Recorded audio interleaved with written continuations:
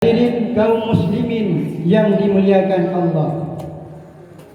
Adapun judul pada malam yang berbahagia ini yaitu keutamaan malam Lailatul Qadar.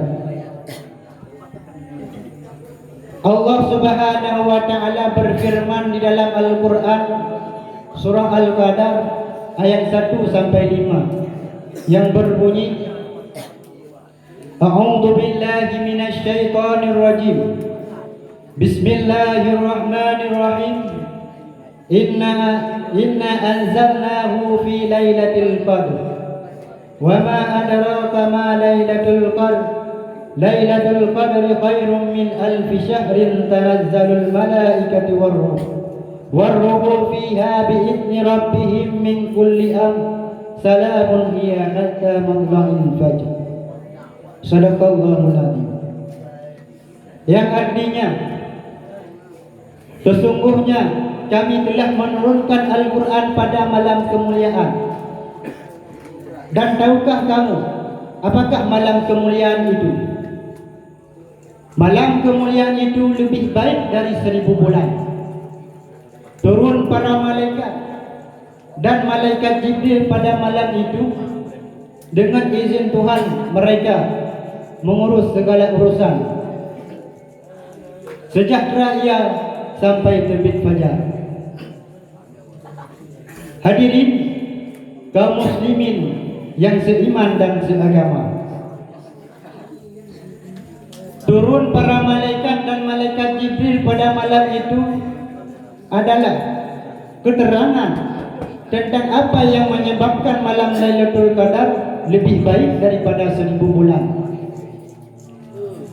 Dan tentang turun para malaikat ke bumi atau ke langit yang terendah, atau tentang dekatnya mereka kepada kaum muslimin, maksudnya untuk mengatur segala urusan.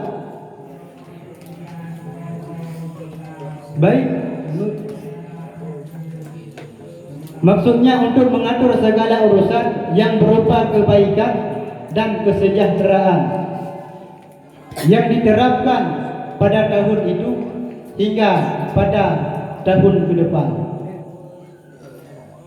Hadirin, kenapa malam tersebut disebut dengan malam Lailatul Qadar? Dikarenakan pada malam tersebut diterapkannya segala urusan dan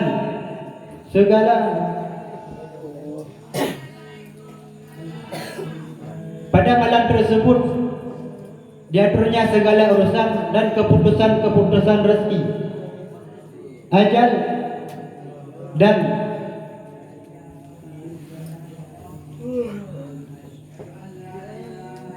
yang akan terjadi pada tahun tersebut hingga pada tahun berikutnya.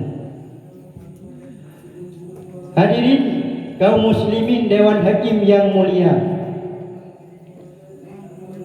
sebagian pendapat bahwasanya turun para malaikat ke atas permukaan bumi dikarenakan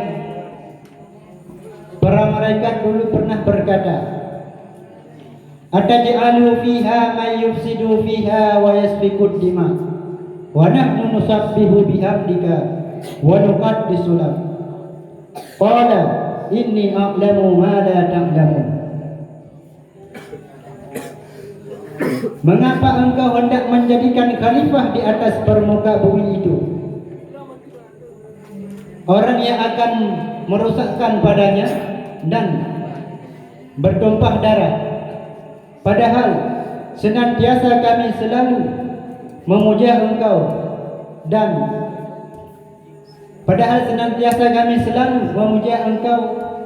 dan bersucikan engkau.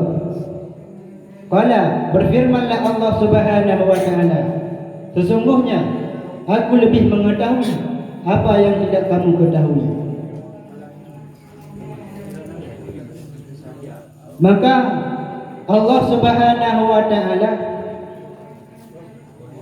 memperlihatkan pada para malaikat yang bahwasanya perkataan malaikat dulu tidak sama yang dipikirkan oleh mereka. Dan Allah Subhanahu wa taala memperjelaskan tentang keadaan kaum muslimin pada malam tersebut. Lalu para malaikat turun ke bumi dan mengucapkan selamat kepada orang-orang yang beriman dan berdoa kepada mereka.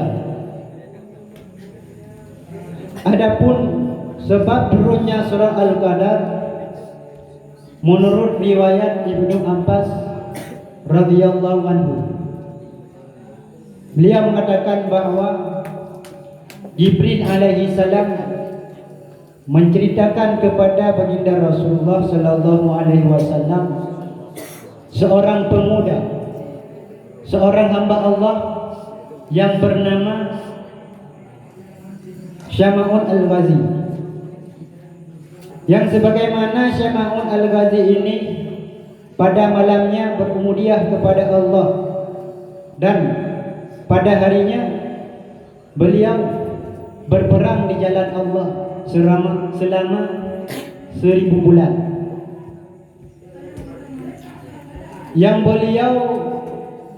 Yang sebagaimana Syama'un Al-Ghazi ini yang bersenjata tulang dagu unta. Apabila beliau memukul orang-orang yang kafir, tidak terhitung banyak yang tewas dengan tulang dagu untanya. Singkat cerita, sehingga Syama'un Al-Ghazi ini meninggal dunia di jalan Allah. Mendengar cerita tersebut, para sahabat menangis. Ujar para sahabat kepada Rasulullah, "Ya Rasulullah, tahukah engkau berapa banyak pahala yang didapatkannya?" Jawab Rasulullah, "Saya tak tahu." Lalu Allah Subhanahu wa taala mengutuskan Jibril alaihissalam turun ke permukaan bumi dan membawa surah Al-Qadar tersebut seraya berfirman, "Hai Muhammad, aku berikan kepada engkau dan umatmu malam Lailatul Qadar yang apabila kamu beribadah pada malam tersebut lebih baik daripada 70.000 bulan." Sementara itu, sebagian ulama mengatakan bahwa Allah Subhanahu wa taala berfirman, "Hai Muhammad, salat 2 rakaat pada malam Lailatul Qadar itu lebih baik bagimu dan umatmu daripada memukul pedang pada masa-masa Bani Israel." Hadirin kaum muslimin yang dimuliakan Allah,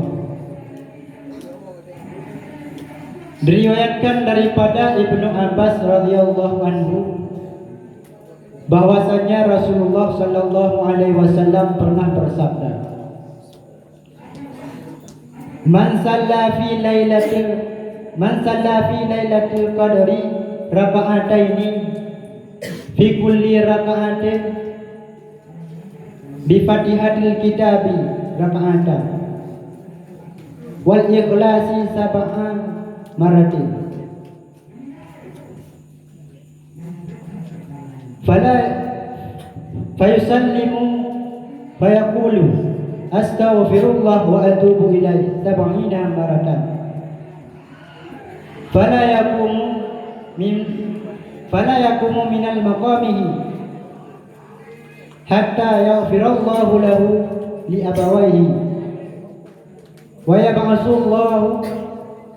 yab'asullahu subhanahu wa ta'ala malaikatan ilal jinani wa yaqsuruna lahu asjara wa yanzuruna anhara wa yajuruna adhara wa la yakhruju minad dunya hatta yara ila kullah. yang artinya barang siapa yang sembahyang pada malam Lailatul Qadar 2 rakaat, lalu dia membaca surah Al-Fatihah kitab 1 kali dan membaca surah Al-Ikhlas 7 kali. Selepas dia salam, dia mengucapkan astaghfirullah wa atubu ilaih 70 kali. Sehingga dia tidak berdiri daripada tempat duduknya, sehingga Allah Subhanahu wa taala mengampuni dosa-dosanya dan dosa kedua ibu bapaknya. Dan Allah Subhanahu wa taala menyuruh kepada para malaikat untuk pergi ke syurga, untuk dibangun, untuk ditanamnya pohon-pohon untuknya dan bangunan-bangunan, dan digalirkannya sungai-sungai, sehingga dia tidak keluar daripada dunia sebelum dia melihat semua itu. Hadirin yang mulia, adapun kesimpulan daripada ceramahan singkat saya yaitu malam Lailatul Qadar merupakan malam lebih baik daripada 1000 bulan.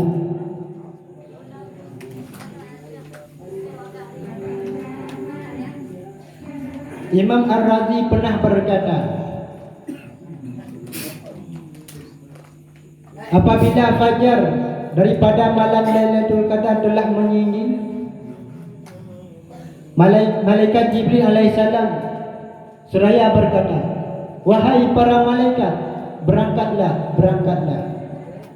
Lalu para malaikat bertanya kepada malaikat Jibril, hai Jibril, apakah yang telah Allah lakukan pada malam Lailatul Qadar kepada umat Muhammad? Jibril alaihissalam menjawab, Allah Subhanahu wa taala memandang mereka dengan pandangan yang rahmat, mengampuni mereka dan memaafkan mereka kecuali 4 golongan. Siapakah golongan tersebut wahai malaikat Jibril? Lalu malaikat Jibril menjawab, yang pertama yaitu orang yang pecandu arak, yang kedua yaitu orang yang durhaka kepada ibu bapaknya, yang ketiga yaitu orang yang memutuskan tali silaturahmi, dan yang keempat yaitu orang yang pendendam. Demikian yang dapat saya curahkan. Mohon maaf atas segala kekurangan. Billahi taufiq wal hidayah. Assalamualaikum warahmatullahi wabarakatuh.